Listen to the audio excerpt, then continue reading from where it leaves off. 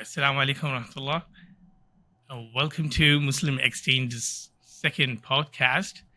Muslim Exchange is a halal stock screener when we help Muslims invest in the stock market. In our second podcast, we're very happy to welcome Rushdi Siddiqui. He's a remarkable leader in Islamic finance, sustainability, and social impact. He has received numerous prestigious awards, including the Most Outstanding Contribution to Islamic Finance Award from Malaysia and similar awards in Dubai. He has over 24 years of experience working in 35 countries. Rushdi has delivered innovative solutions that combine ethical principles with financial expertise. He's a pioneering force in Islamic finance. He has held key leadership positions, contributing significantly to the growth and stability of Sharia-compliant financial products and services. To give an example, he has worked on and introduced the world's first Islamic indices and ETFs. He is also deeply passionate about sustainability and social welfare and works keenly on the United Nations Sustainable Development Goals, SDGs, striving to empower communities and create a better world. He actively mentors startups and social impact initiatives, fostering an entrepreneurship with an ethical foundation. He promotes and is actively involved in leveraging technology to drive responsible investing, and he's based in New York. Jazakallahu khairan. Thank you so much for coming on our podcast. And it's I have been following you and seeing you on LinkedIn for a number of years, and alhamdulillah, you're someone I always look up to. And it's a very I feel very happy to be able to interview and talk to you. Thank you so much, Brother Rushdi. Well, wa alaikum assalam. The pleasure is mine. Thank you very much for the kind words.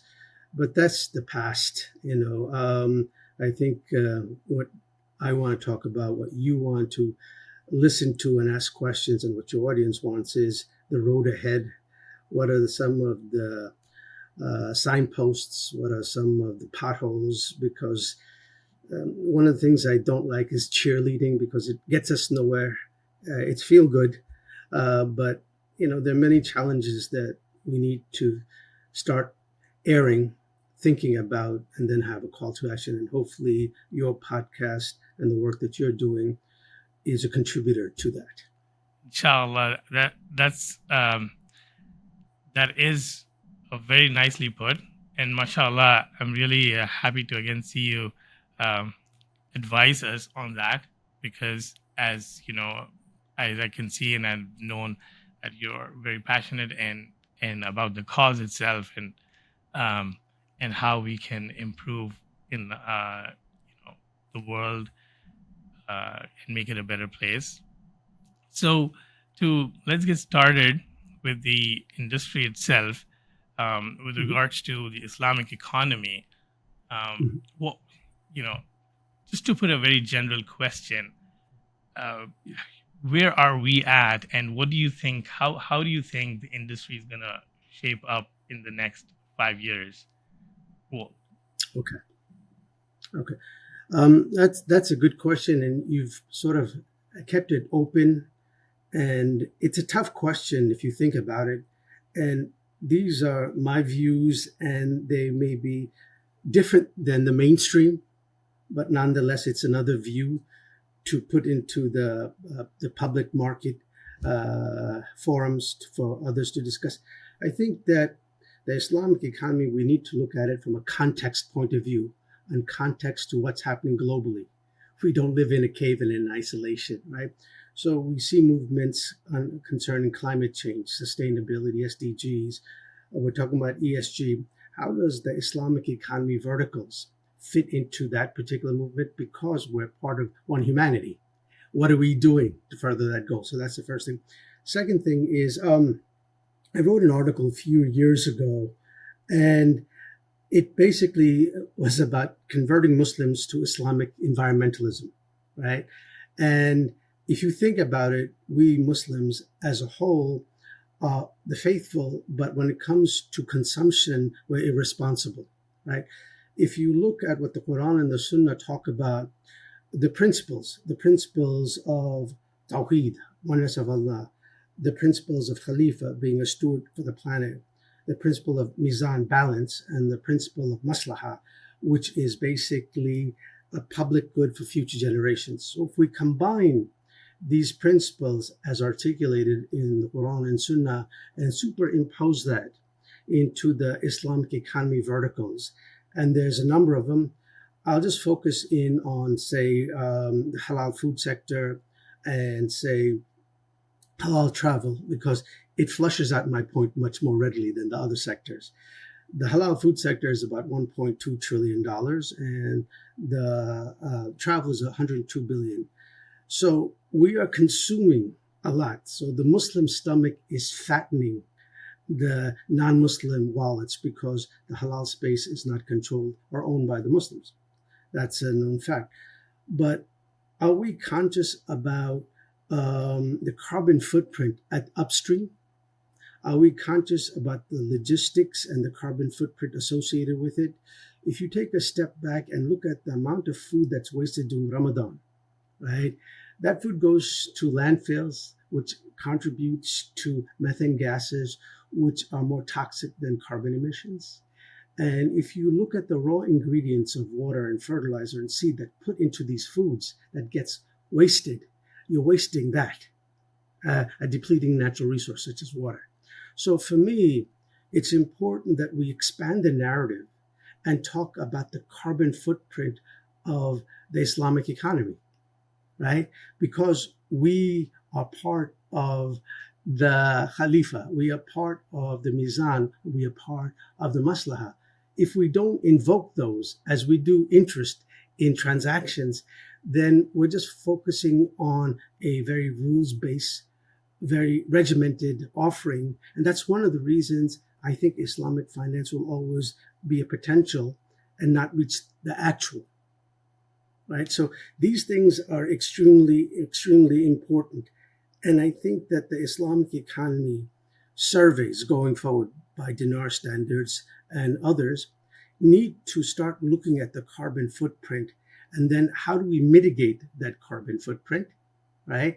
It could be with sustainable practices of certain halal food manufacturers upstream. It could be logistics providers who are more conscious of their carbon footprint. That has to be invoked into the equation for better output, outcome, and impact. Because at the end of the day, we are responsible. And right now we are irresponsible and just focusing on mechanics. That's a pretty heavy comment, Jazakallah khairan. I mean, subhanallah, it is very true. I mean, there's absolutely no doubt about that. The Prophet sallallahu alaihi wasallam was an example of somebody who was so conscious, and he taught us how we should not be wasting resources. If I recall the hadith of the Prophet sallallahu alaihi wasallam, that even if you're making wudu at the side of the lake, like, the amount of water that you use should not be extravagant. You should just use what is very little, even though the water is just going back into the lake. Still, that was because you will be questioned about it. That's the kind of. But then we've somehow kind of lost that aspect, I think, and that's something that we need to, for sure, revive. Sure, I agree. If you look at the younger generation, you've got non-Muslims activists like Greta Thunberg and others based in South America, parts of Africa, etc. So you're seeing the younger generation basically point fingers, right, to say that you must do better with your practices, whether it's how you manufacture something, including using single-use plastics, or you're financing coal mines and fossil fuel and other such things. The point here is they don't have the money, but they have the voices and part of the masses. And with the social media and its ability to go viral, these issues which were maybe suppressed or not heard of 20, 25 years ago, it's no longer the case. And I think we're seeing the young Muslims, based in many of the Muslim majority countries, also voicing, because they want the microphone, because it's the future that they want to have an impact on, and not let the older generations dictate what the future will look like in the world that they're going to live, in the world that they're going to bring the kids in. That's right. Inshallah, I hope that Muslim youth can also rise up to this important aspect of life, and how we are the responsibility we have towards how we are living on this planet, and what kind of contributions we're making. Jazakallahu khairan. That's something that we don't really often hear much in in our conversations, and I think this is something that we probably need to increase and make more people aware of. And so, going on from that, obviously you're somebody who has a lot of passion in this area, right? So when did you start, like, before I go on into its implications on the on different areas that we can implement this, and other aspects stemming on from there, just a little bit of background, like how and when did you start, like, in this area of environment, social, and governance, or ESGs? Actually, it was in the 1990s, right? I graduated from law school. I didn't have a job, got married, so that was my wedding gift, unemployment. And I was introduced, and this was now the mid-1990s, I was introduced to a colleague who was involved in alternate motor fuel oils, right? So what his technology was doing was increasing the combustion of an engine, so more of the energy of the gasoline is consumed in propelling the vehicle forward, as opposed to unburnt hydrocarbons coming out of the tailpipe, which in the form of pollution, right? And I thought that was a really interesting technology where you can increase the combustion efficiency of a gasoline-powered engine. You basically make it go further, and you drive it more cleaner, and there's less emissions coming from the tailpipe. And that was my first exposure, and I was interested in it, but it was something that provided an income, to be honest with you. And then joined Dow Jones, and then in 2006, one of the things that I'm really proud about was we launched the Dow Jones Islamic Market Sustainability Index, right? For the very first time in 2006, we had an Islamic equity index that took the negative screens of screening, which is important to remove the sin sector, highly indebted companies, but also took the universe of positively screened companies, right? And then basically found the overlap, right? So that basically said, okay, there's something here, but unfortunately we got no licensees. Maybe we were ahead of the time because the conversations at that time was negatively screened companies. Then, you fast forward, and I see a lot of young people, not necessarily Muslims, in my travels, who are making clothing from coconut husks, right? They are addressing single-use plastic. And I thought, this is absolutely fantastic that people in the Philippines, people in Malaysia and Indonesia are focusing in on products that are linked to sustainability. They themselves may not know it, but that's what they're doing. And if they expand the narrative to say that our products are aligned to what the Sustainable Development Goals are, then it increases the opportunity for customer base, opportunity for funding, opportunity for partnership. So, as I said at the beginning with you, Brother Faraz, that I like to look at things from a different optic. And if I can help some people see it from that optic, then it opens up their eyes to wider opportunities for them. And to me, that was important. So a long-winded answer to your short question, my interest in sustainability and environment started in the 1990s, and through the process of accidental tourism. I wasn't intending to do it, but it landed on my lap and I took advantage of it and I did something. And it was a series of steps until one day I had that light bulb moment that this is what I want to do for the remainder years of my personal and professional life, to see what we can do with respect to social impact, impact philanthropy, and those type of things. SubhanAllah, this looks like Allah chose you for this. May Allah bless this. Taking on from a point that you mentioned about how you had worked, while at your time at the Dow Jones, you had come up with the intersection or the overlapping of the Islamic screening and the sustainability, all of that put together, and you came up, or you had the index, and that's absolutely fantastic. And as you also mentioned, you were probably ahead of time at that time, because there was not much awareness going on with regards to this area. So how do you think, what situation do you think we are at this time? And is this something that you feel we can incorporate? What kind of opportunities are there in this area? What needs to be done in this area? Okay, that's a good question. There are 5 things that we need to look at, to think about, and then if it makes sense, act upon, right? So presently, if you look at Islamic equity screening, it's negative screening. If it's not in the sin sector, if it's highly indebted, if it's this and that, then it's eliminated. And what's remaining is a universe of compliant companies, Sharia compliant companies that are not in the sin sector. And so that's what we did at Dow Jones indexes in 1999. And most of the licensees are still, with respect to funds and ETFs, that type of universe.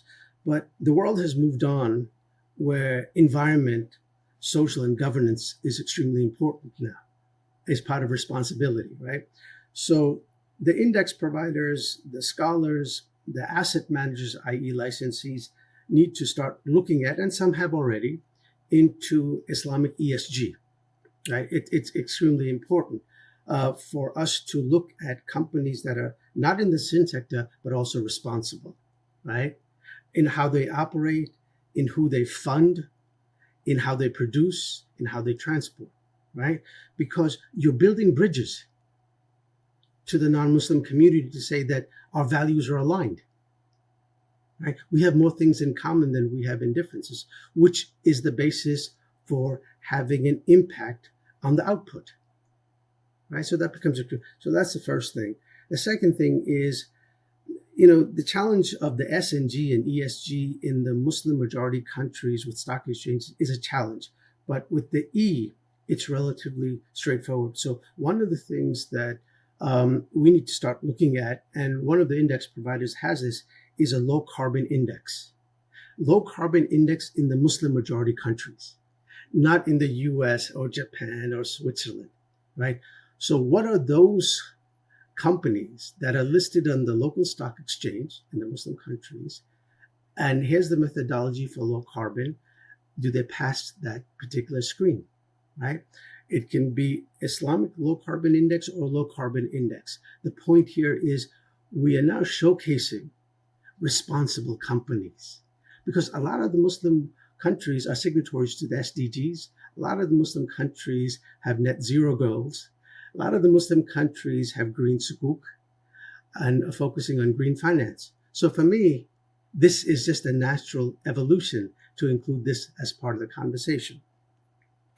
So that becomes extremely important.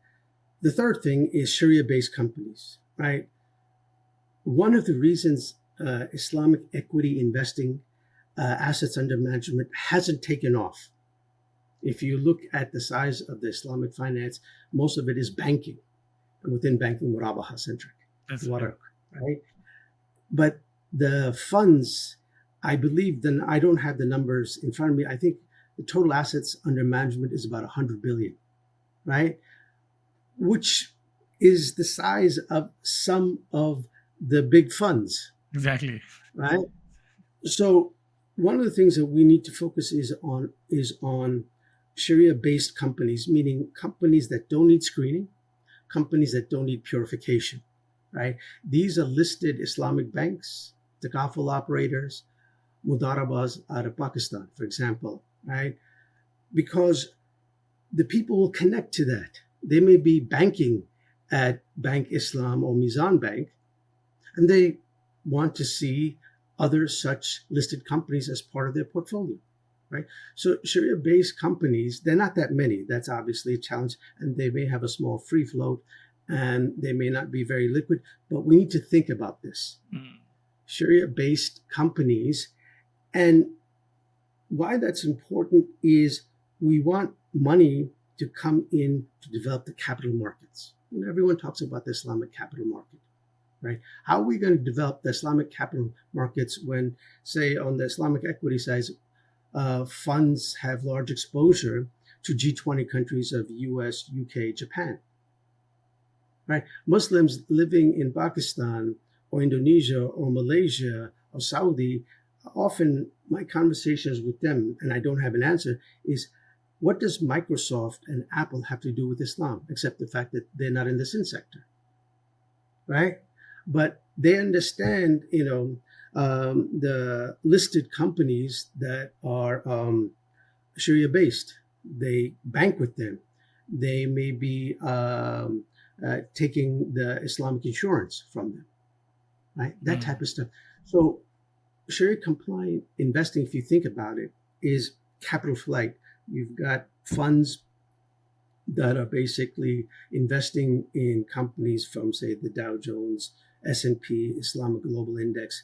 Most of the companies are in the West. So you're taking money, say, from the Muslim investors, and it's being invested in the companies in the West. They're compliant, and the returns are coming back. Hopefully they're making money. So how is that developing the local capital markets? It's not. It's not. Right? So Sharia-based companies, extremely important. The fourth thing, and this to me is really important, is everyone's heard of BRICS: Brazil, Russia, India, China, and South Africa. And BRICS is expanding in a number of countries, including Muslim majority countries have said we want to be part. One of the things that's really important is linkages. North to south linkages, south to south linkages, and south to north linkages in terms of trade and investment. So if we are able to create a BRICS for the OIC, right? And I've thought about this, and I've actually come up with a number of countries that would fit this. And I've got an acronym for that. It's called STIMU.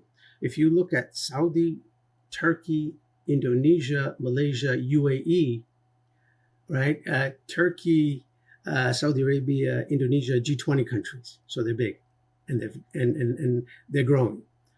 The point here is we need to focus on intra-OIC trade and investment, right? And this can facilitate that, right? The BRICS for the OIC, which I call STIMU, which leads to my last point, number 5. And these are the things that the Muslim Exchange should be looking at.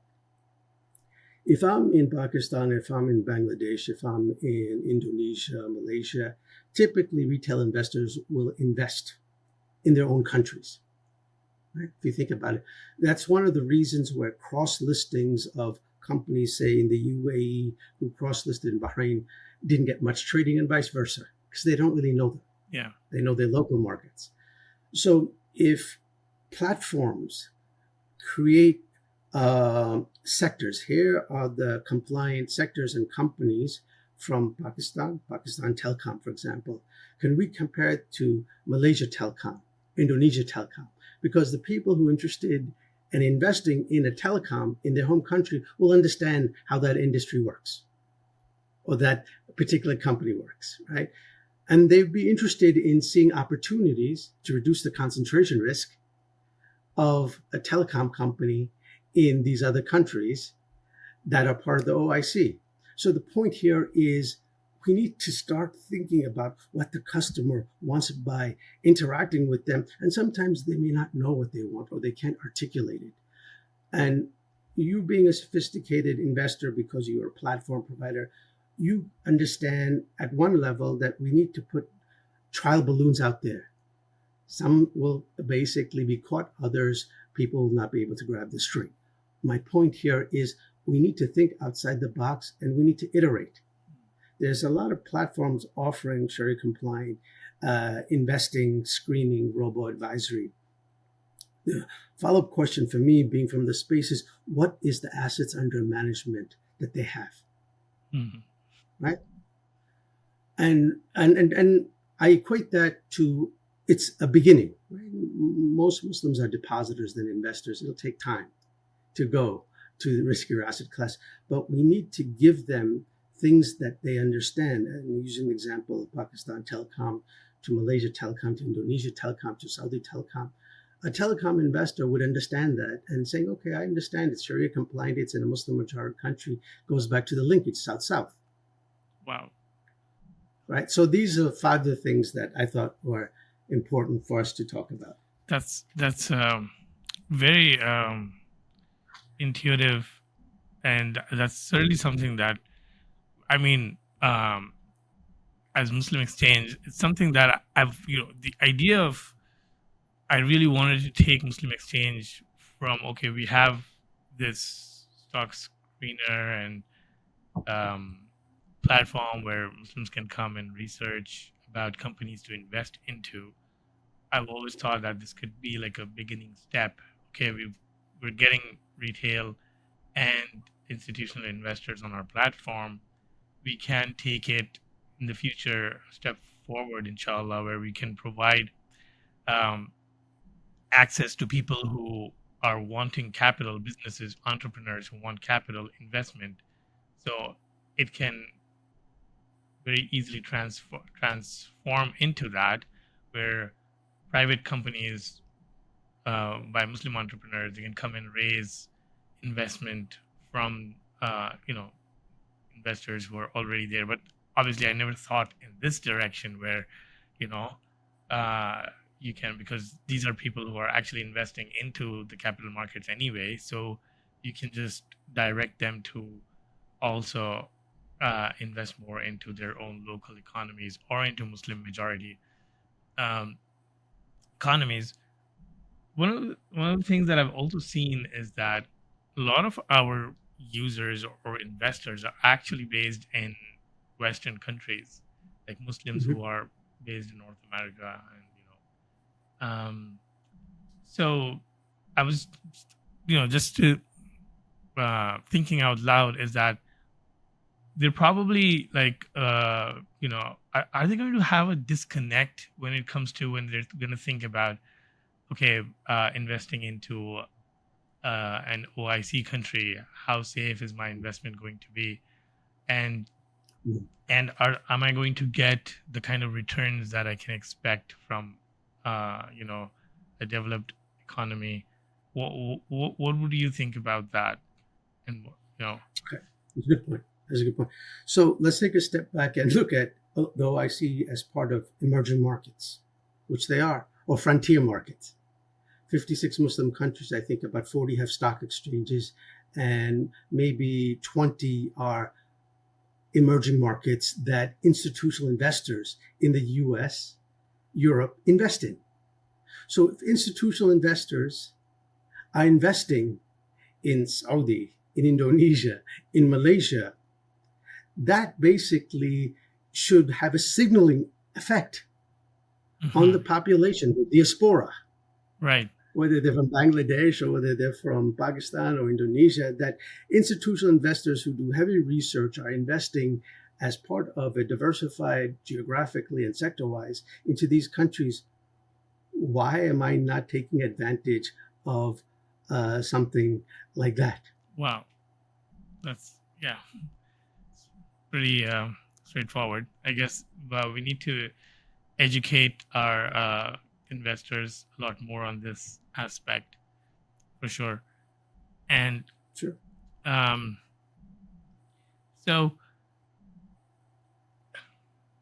Okay, I'm just processing all of that, mashallah. No, no, Yeah, it's a lot. I get that. It's a lot. And these are maybe um, ideas and suggestions that one does not come across every day in everyday conversations, which is fine. right, What makes the world go round is difference of opinions right, based upon observations, right. right? So from that point of view, it's just more stuff for you to process, and hopefully, as you process some of this will stick, Yeah, and inshallah. then you'll be able to do a trial balloon. And it's telling stories. If you really think about it, the most effective companies, by way of their C-suite people, especially the face of the company, they tell stories. Right, They don't basically say that, this is 33% debt to market capitalization. They talk about this. I'll give you a great example if you allow me to diverge a bit. Okay. So I think it was 2010 or 2009. I was in Dubai and I was invited to speak. And I said, fine, let me see who else is going to speak because you want to stay relevant. So, from what I remember, the panelists, there was one person who was fighting the oil companies and the spills, right? There was another who was a prisoner at Guantanamo Bay talking about their experience. There was, I think, the first female documentary film person from Dubai, another person, and there's me talking about Islamic finance. So each of these stories had something that people connected with, right? Oil spills, Guantanamo Bay, a film documentary person who happens to be female. And then I'm there talking about prohibition of interest, right?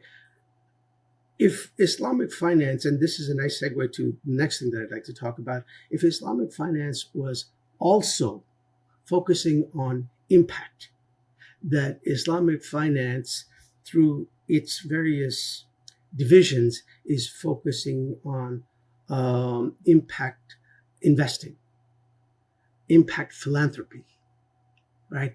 Then I could tell that story at this particular venue to say that mosquito nets, malaria tablets, waterless sanitation, those type of things, people can connect to that. People could not connect to me talking about prohibition of interest and uncertainty and speculation and screening. That's not a story that connects with people. It's correct, but it doesn't connect, right? If you talk about stories that connect, Waqf, for example, which is the segue, right? I wrote 2 articles on the Waqf. Also, I like writing because it's an opportunity for me to express and have a conversation with myself, right? So I wrote something a couple of years ago on Waqf impact investing, youth, and blockchain. And then I think it was last year, I wrote about 12 lessons on Waqf for social impact investing. It's on my LinkedIn profile. You'll be able to see those articles. And what I realized that I wanted to do was expand the narrative of the Waqf, not change it, because in itself, it has survived, 1,400 plus years, right? So how do we expand the narrative of the Waqf of an endowment to what's trending now, which is impact philanthropy, impact investing? And how can we provide convergence between Islamic finance and Islamic social finance, Waqf, more specifically, right? To me, that's an important area. And I think that if you look at the Waqf historically, it's aligned to the Sustainable Development Goals. If you look at the Waqf during the Ottoman Empire, it had issues on no poverty, zero hunger, healthcare, education, homeless. This is all verifiable facts. that's right. The SDGs came in 2015, right? And this was many hundred years ago. So we're talking about the narrative. Right, You're talking about SDGs. We've been doing the SDGs also. We've called it this, and we did in this time period, and it brought these benefits, right, right? So it's really important that we talk about things in context, right? Yeah. And the context is what's happening at the macro level, what's trending. We are part of that. We may not know it. It's telling that story. And then when you tell that story, then you get invited to the table to have a discussion where you learn from others and they learn from you, which is what we want.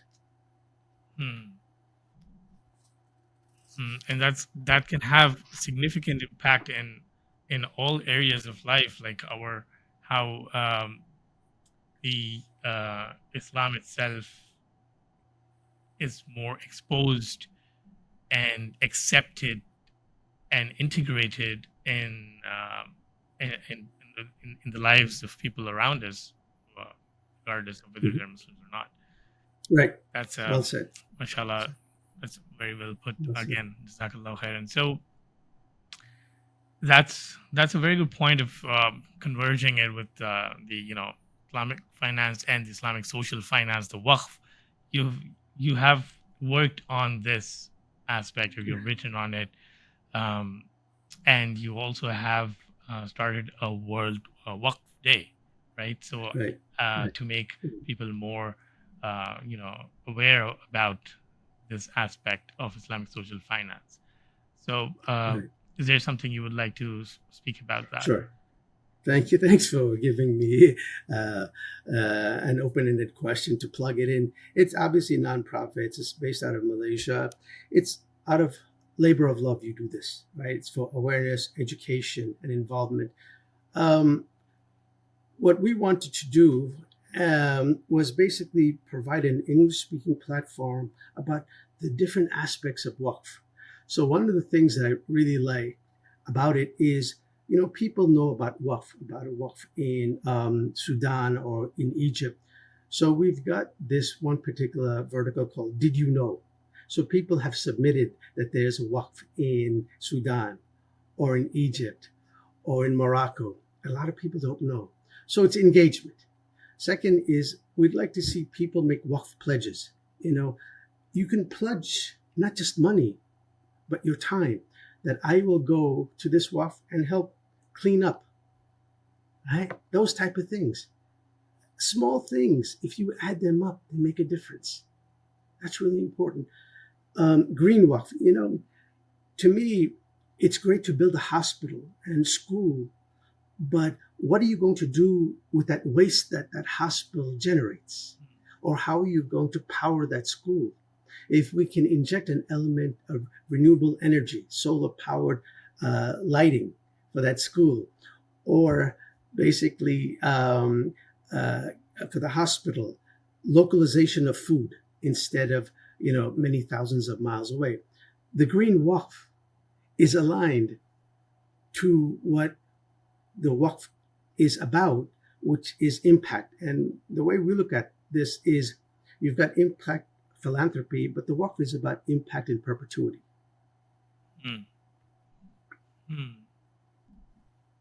That is that's a very good point, and may Allah bless your work with regards to that. How can just to add another question on Waqf is, people who are living in Western countries, what do you think they should be doing with regards to that? Is this something that they can, that they should be? What's your opinion on that? You have Waqf organizations in the US, UK, and they are doing good stuff. And there are donor advised funds in the US that basically allow people to set up, for lack of a better phrase, and I'm summarizing, mini Waqfs. So one of the takeaways in my research is, yes, the youth are leading the Waqf movement, more so in the West. In the West, you've got Waqf platforms, right? And these are wonderful things. One of the things that, it's all about resources. It'd be great to have you and members of your audience to help build out World Waqf Day.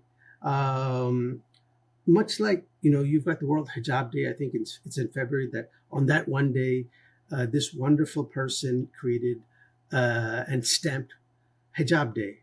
it would be very nice to have World Waqf Day that one day, and has no religious significance at all, one day that we think about the impoverished, the poverty-stricken, the have-nots, the B40s, and see the life that we have and what more we can do for that. And so it's within these principles that are important to me and to others, not just me, that we should be thinking about and working together, because I don't have all the answers. I don't have the wherewithal. But in building a network of like-minded people who said, yes, I'm willing to help in my country and whatever, it'd be great if you can spread the word to help with this thing. And this is not mine. It's not yours. It's ours. Exactly. Yeah, that's right.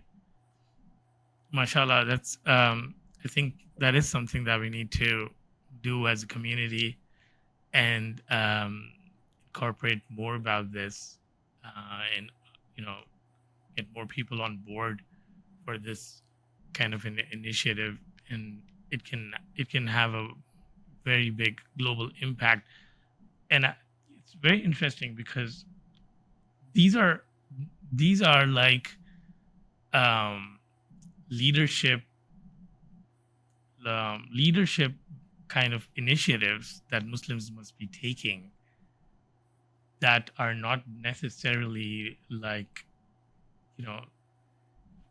it is part of the broader aspect of Islam, but not specifically from like a fiqh point of view. It's more like, okay, this is from the broader aspect of poverty in general, the impact that hunger is having in different communities and places, and we are taking this as an initiative, and that is there is, from let's put this all together.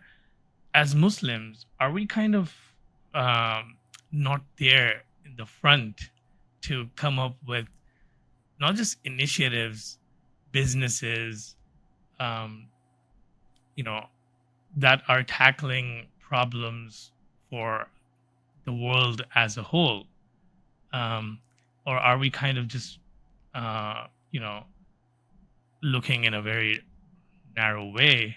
I remember one of my, somebody I really look up to, when I was way back, when I was actually starting Muslim Exchange with the idea of having, a platform for Muslims to connect and trade or hire each other or do business. So he was telling me, we need to now look at things, do things that are common, for the entire world itself. Why aren't we doing those kind of things?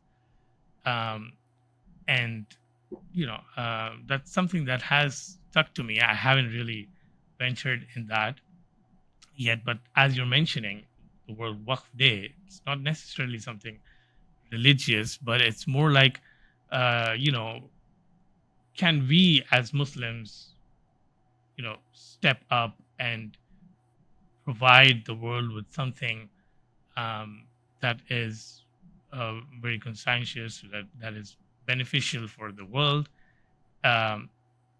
and it's kind of it becomes more like an example for everyone else, just like how we used to do in the past.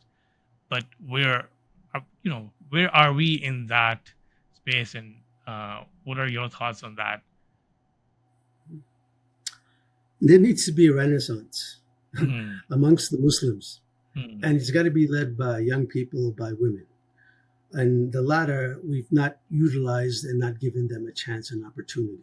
Right. That to me is extremely important. For us to have inclusion, it results in enfranchisement and empowerment. That's the order of things. Right. We unfortunately have become a society of consumers and consumerism. We are importers and not manufacturers. We import startup ideas from the West and then we localize it. It's needed. right? Innovation, part of innovation is patents. How many patents do we see from the Muslim world as a whole versus the number of patents from China and Japan? China and Japan, I think, I had read the statistics, so I may be a bit off. The number of patents that come from China, I think for a few months, is equivalent to the number of patents combined of the Muslim world. That in itself says a lot, right? And I think the younger generation is who I would speak to because they are the change agents and they want to have an input on their future, right? And the input on their future is they don't want to live in an environment where you have to wear gas masks because of pollution, where their houses, if you're living in the Maldives, for example, a Muslim majority country, is sinking, or the sea is rising, right? Or in parts of Africa where the effect of climate change is resulting in droughts and in floods and in insects. And there's a battle between farmers and animal grazers because land is being cleared for farming. So we don't expect these issues to be resolved immediately, but these are the issues that need to be talked about, disseminated, echoed, amplified.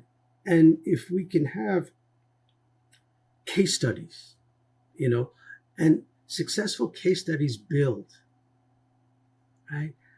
And that's what I hope that the Muslims, young Muslims, will feel that they can do it. This is not an issue about money. Mm-hmm. If ideas get traction, money will follow, right? You've got to have skin in the game, no doubt, right? So family, friends, what have you. Local problems, whether they're in Nigeria or in Egypt or in Morocco, they also exist in Pakistan and in Egypt and in other Muslim majority countries. So an opportunity that works well in Nigeria may work well with certain customization in Indonesia.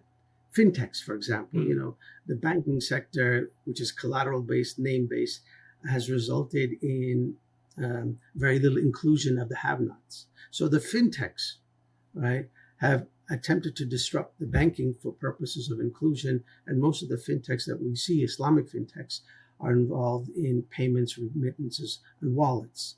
But my issue with this is Islamic fintechs isn't the only startup vertical.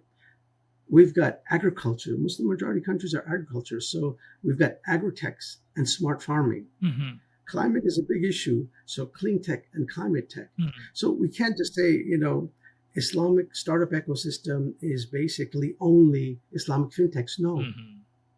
It's agri-techs, it's smart farming, it's clean tech, it's climate tech, etc. None of these are in the sin sector. Mm.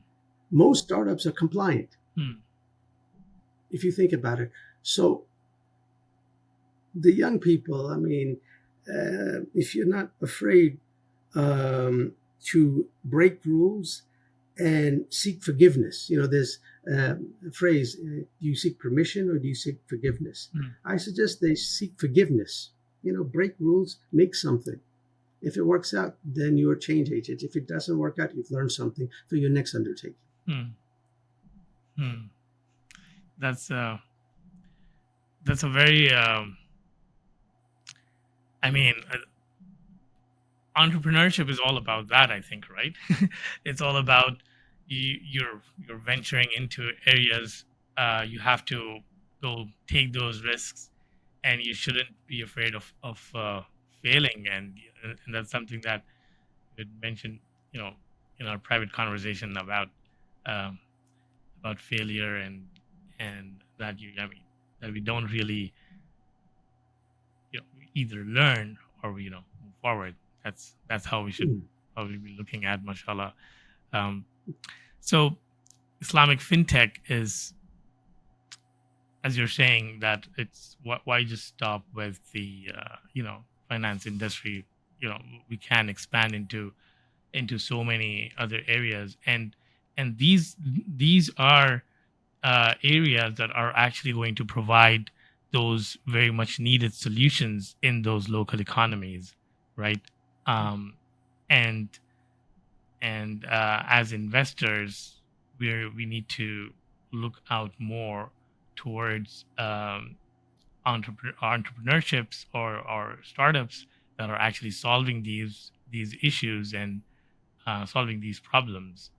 Um, and so to really tie in all of this together, Mhm. um, and bringing to our conclusion, I would really like to ask, what do you think is the responsibility that investors have towards, towards facilitating innovation and um, coming facilitating these kind of startups, businesses that will bring about change in the Islamic economy in Muslim countries, and because many investors will only probably look at, is this going to bring me the required returns? Um, is there a balance between these two?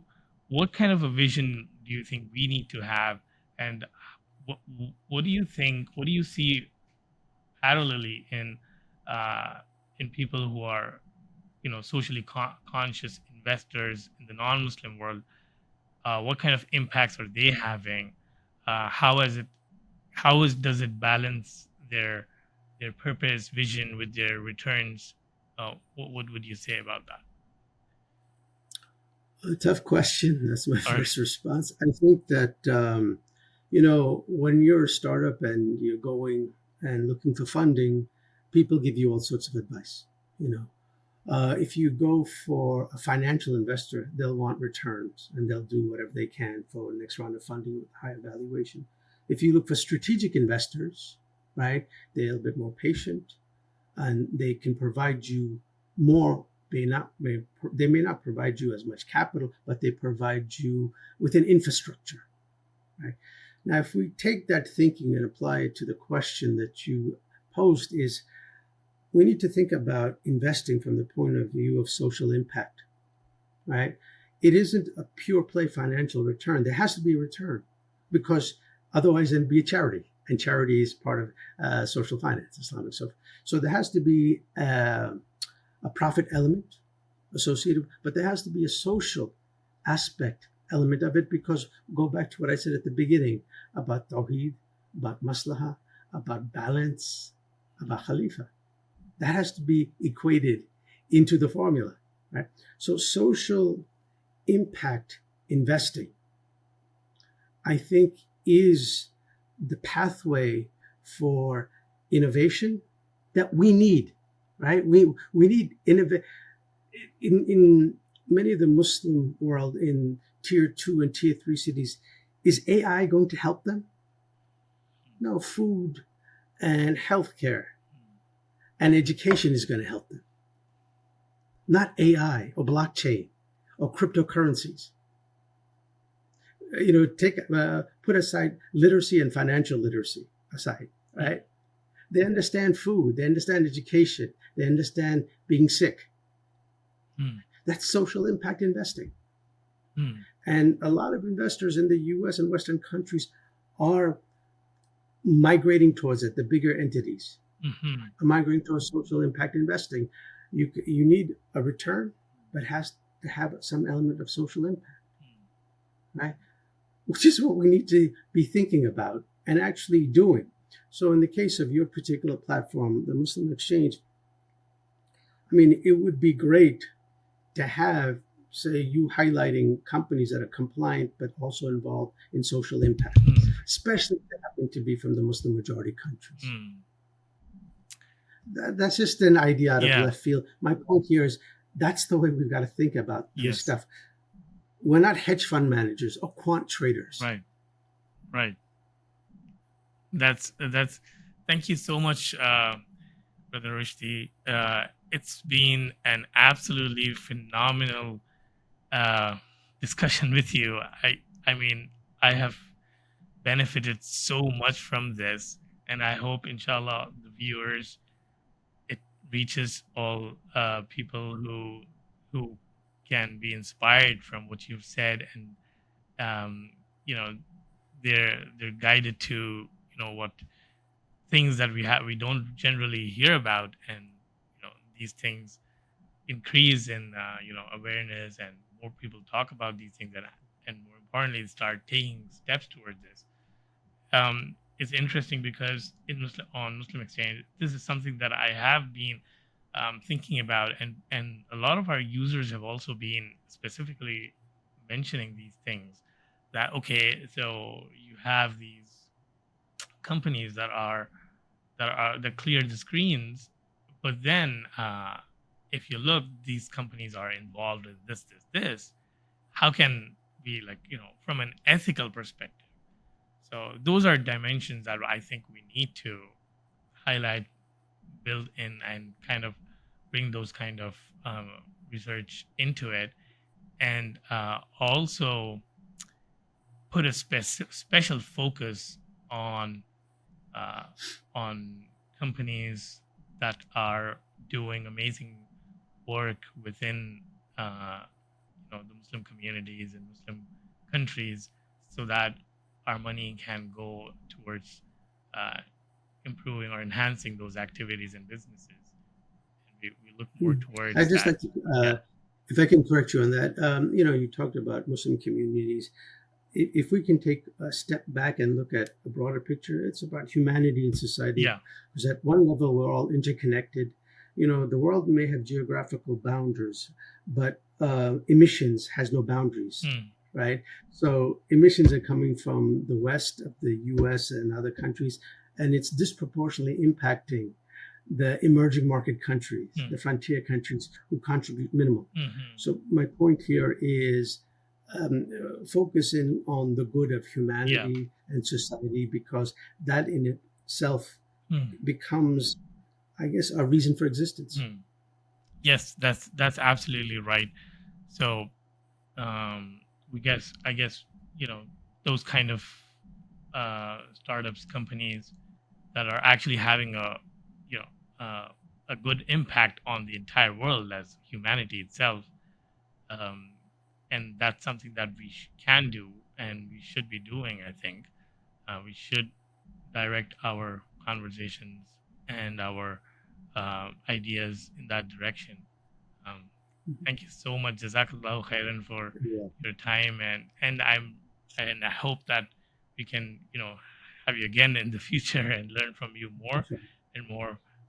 May Allah bless you and your work and your knowledge and your expertise, and I hope a lot of Muslims, entrepreneurs, or in whatever field they are in, I hope they can connect with you and they can take benefit from your knowledge and expertise. Jazakallah khairan. Thank you so much. And You're welcome. Assalamu alaikum. Thank you for the opportunity for me to share some thoughts, and I wish you the very best at Muslim Exchange, and wish all the subscribers and users of your platform well. thank you so much. Jazakallah khairan.